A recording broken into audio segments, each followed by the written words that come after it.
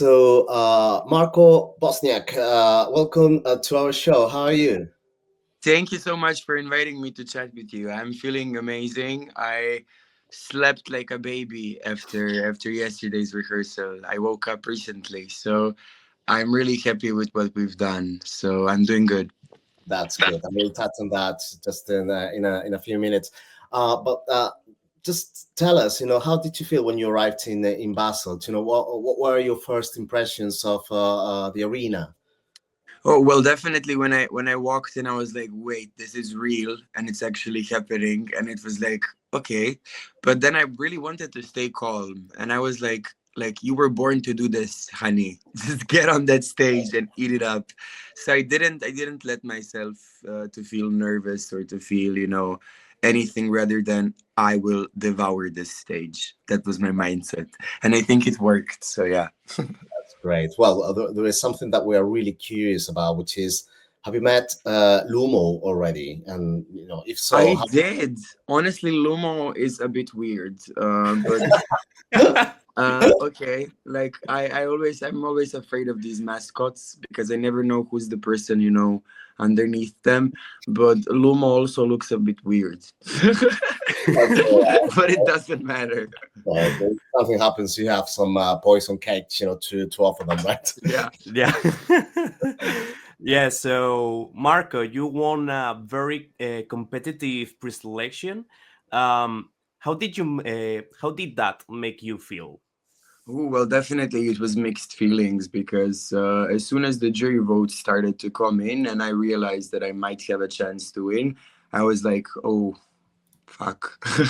Because I knew that people's reactions are going to be so divided.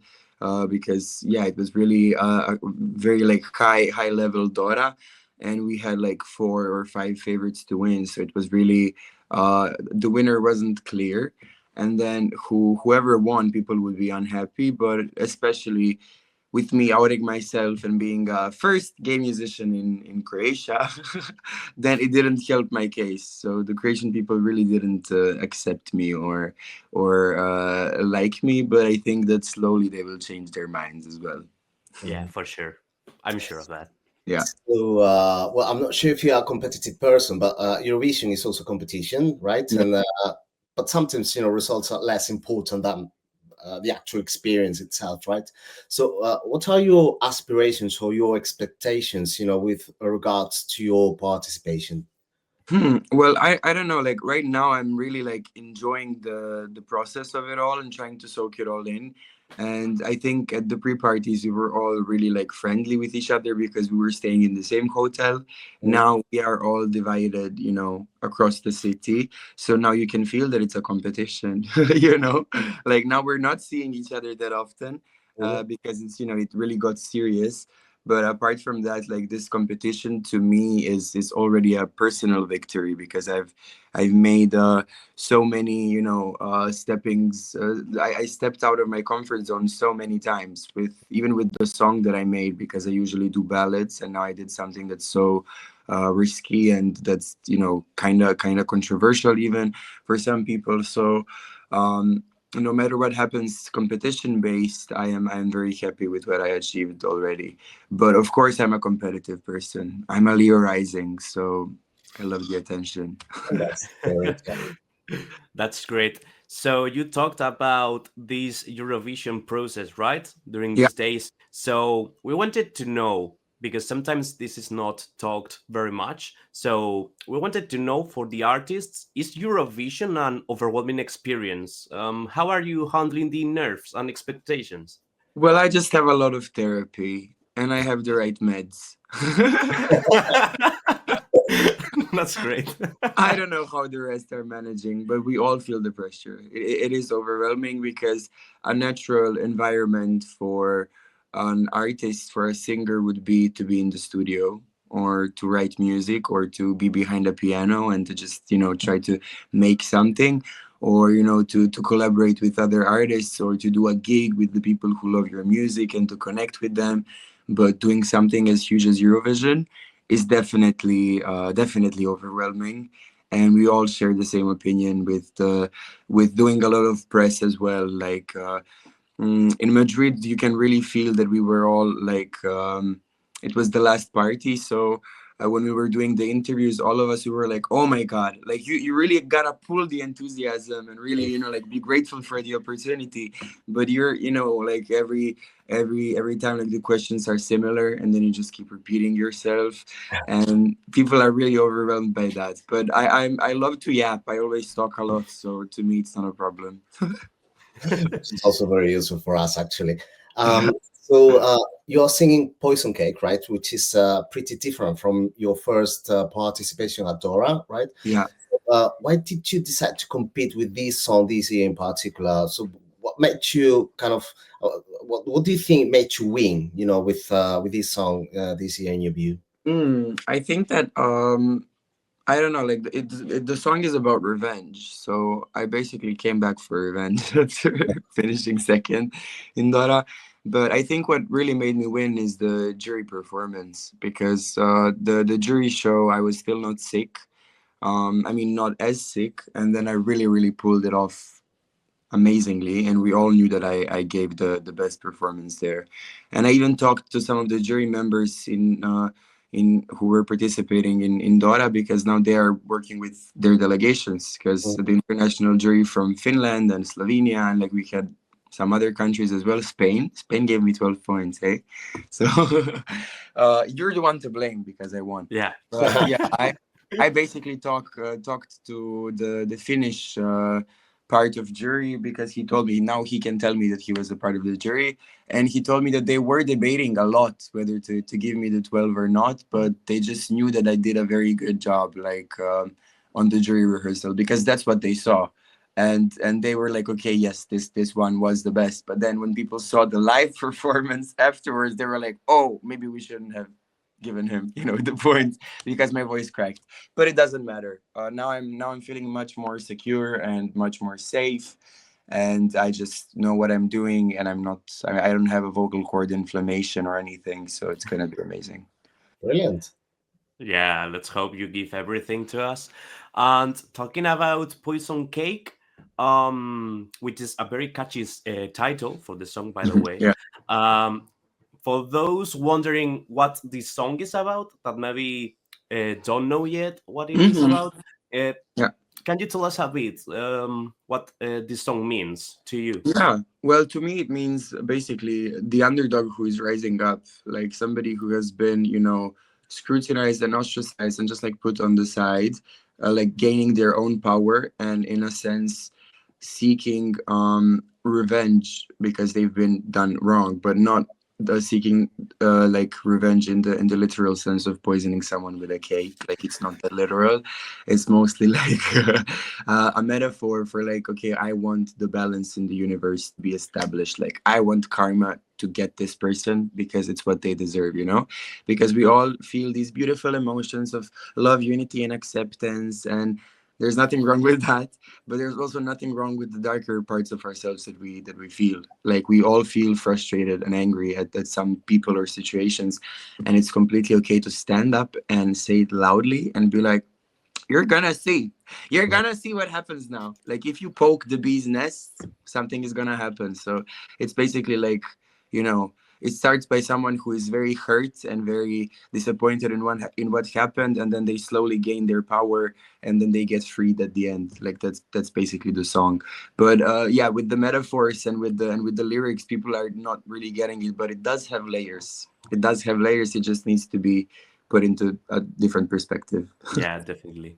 And Yeah. probably your staging is narrating all that, right? I mean, we saw or we know, you know, for you know, from the photos that we were able to see yesterday, that you revamped your staging, that you are proposing something a bit different from Dora. So can you tell us a bit, you know, what we can expect about your new proposal? You can expect definitely a theatrical, dark performance with a lot of glitches and a lot of weird stuff going on. It's gonna be very weird, but we didn't want to. I knew that I wanted to change everything from Dora. I was like, I have PTSD from that. Like, I want to burn that video to the ground so it never exists again. Mhm. But I wanted to change everything from Dora, but I didn't want to make a, you know, like a change where now we're gonna strip down everything and we're gonna try to do everything. No, like we're still gonna be over the top. It's still gonna be, you know, very theatrical and expressive, but just in a different aesthetic. But yeah, it's definitely gonna be dark and it's gonna be glitchy and it's gonna be chaotic in the best possible way. Well, definitely something Yeah, to look forward to, right? yeah, Yeah. that's actually amazing. Um, Also, in the pictures, we could see your new outfit, which looks fabulous, by the way. What can you tell us about it, and what was the inspiration or idea behind it? Yeah, well, like the inspiration was that I wanted to look like a villain prince, like a villain master, or like a Tudor prince. That was the main idea. But then I also wanted to connect it with Croatian heritage somehow. And then like I came to this incredible idea with the designer Valentina, where basically the fur that I'm wearing is something that resembles the Croatian tradition called zvončari. So in Croatia, you have people who dress in sheepskin, and they put big bells on them, and then they like scare the kids and everyone because it's to chase the bad spirits away. So that's why I knew that I wanted to have the fur resembling that because it's connected to Croatia, but also it kind of goes well with our song, you know, about chasing away the bad spirits and everything. So that was the first idea behind it. And then for the top I really wanted to have some nice embroidery and like chip kind of just wanted to feel pretty. So I definitely feel pretty now in this costume, but also very powerful. I think it gives me this Targaryen energy, like I feel like a Game of Thrones prince. Well, definitely, it really comes through, right? So just talk about you all as participants. We have seen that Eurovision 2025 participants, do get along, and you have all contributed to one another's content on social media, right? So, what are your Eurovision besties, and why do you think you get along so well? Well, I think that this year everybody just decided that they really want to be friendly because we know that last year was really like tough. But this year, everyone is genuinely nice. Like, I'm not even saying that this is like for content purposes only. I think that people off camera are also very nice. We are all in this together. And like we can only understand what we're going through because like we're in the same boat. But I really like the Icelandic dudes. They are very cute and very crazy. I love their energy. I love Beatrice from Škodra Elektronik. She's such a beautiful human, and I have this bromance going on with Clement because he's like so protective for me, and it's so sweet of him, and he's such a nice guy. Also, Red Sebastian is basically my therapist. The girls from the UK are super nice, and Erika also such a legend. Like at first she's very Finnish, but then once you get to know her, she's so warm and has a huge heart.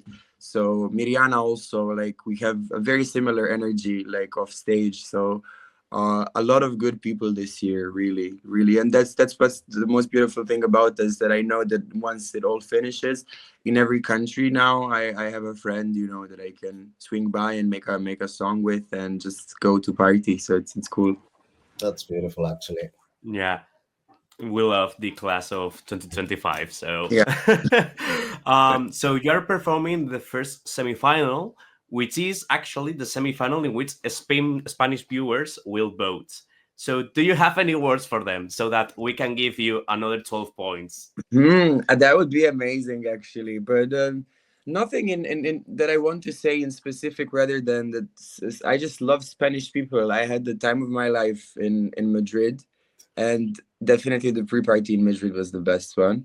So I know that Spanish people have taste. They're very tasteful people. So I want to give you all a slice of my poison cake, and it would be lovely if you decide to vote for it. That's it. Will definitely be very happy to have a slice of that poison cake. And actually, talking about the pre-party, well, thanks so much for saying that it was the best one. It was the best one. we gave everything from ourselves, to put on a good show. But tell us a little bit about your memories about that party. It was just two, Yeah. right? But tell us, what you got from that experience. Oh my God, like I got a lot of love, and just like I was like, I want to move to Spain after this. It was just, I mean, I went to Andalusia last year for Semana Santa, and I was, watching all the processions. So I am a Spanish baddie in heart, and I'm not gonna try to speak Spanish, even though I have my Duolingo streak, but it's not very well. You will All right. teach me in Basel. But yeah, the experience was crazy because I went down into the crowd. I didn't want to stay up in the VIP or whatever. I was like, no, I want to really connect with people, because I know that Spanish people love to party, and I'm also insane like that. So I went into the crowd and I was basically dancing with them for like maybe an hour or two. They were like picking me up on Marsh Stikla from Severina. So that's definitely a memory that I'm gonna cherish forever. Like we were all in a circle just dancing because I am a Eurovision fan, and then to me it was just natural to be around other like crazy fans and just have a crazy night out. And then literally immediately after I finished with being crazy at 4 in the morning, I had to go directly to the airport. So I just went straight from your pre-party to back to Zagreb. But it wasn't a direct flight, so I really was dying that day, but it felt good. But to be honest, I mean, we're looking forward to dancing and singing Maria Magdalena again with you. Yes, that was so fun. Oh my God. So much fun. That was the best, yeah. So we are gonna end this interview, but lastly, we wanted to ask you, now that you are in Switzerland and chocolate is very remarkable there, Yeah. what's your favorite type of chocolate? Ooh, well, I'm very basic. I like milk chocolate and I like white chocolate. But apart from that, this new trendy Dubai chocolate thing is apparently good. I don't know, like I tried it, but I have hate towards it. It's a tasty chocolate, but for some reason I hate it because it's so popular. Oh, so you don't go with the mainstream, right? Yeah, yeah. That's good. Well, Marco, thank you so much for your time God. and for making it to the show tonight. It's been a pleasure. We wish you the best for your performance in Basel, all right? For your semi-final, we'll be rooting for you, okay? Thank you so And much. all the best. All the best to Yeah, you thank guys, and you. I hope to see you soon. It was super fun to hang out with. Thank you so Bye. much. Thank you very Thank much. Ciao. you.